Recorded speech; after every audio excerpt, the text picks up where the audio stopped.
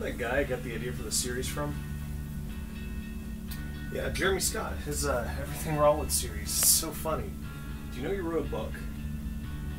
How could you not? It's on the end card of all his videos. Did you read it? Yeah, you? I did. What do you think about it? You know, if we really wanted to do this right, we would do it in an Everything Wrong With style, like Jeremy does for the movies. No, that'd be too easy. Let's just talk about the book like we always do. Okay. In that case, I was pretty impressed. For a first outing, I thought it was pretty good. And after working in special ed at that high school in Georgia, this book was a refreshing take on the superhero genre by making the heroes kids with disabilities.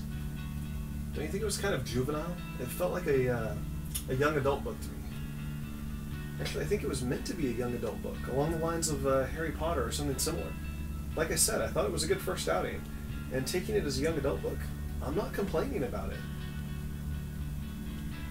Writing a young adult book is no reason to not write well. Agreed, but just like I argued for Harry Potter, when the story is good, I'm willing to forgive more grievances. What do you have a problem with? The plot felt like it was well-trod ground. Scott sends movies when they rehash cliches, but he managed to bust out quite a few in his book. But there's nothing original anymore, really. In literature, there's just fresh takes on old stories.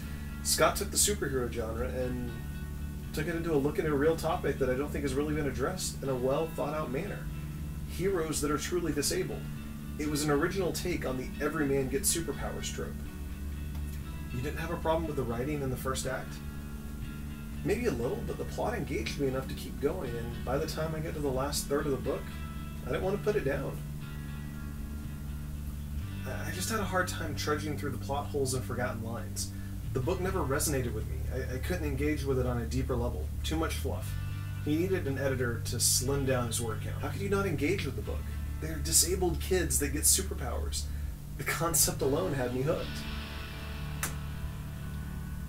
There you go, getting hooked on the plot of the story while ignoring the nuts and bolts of the writing.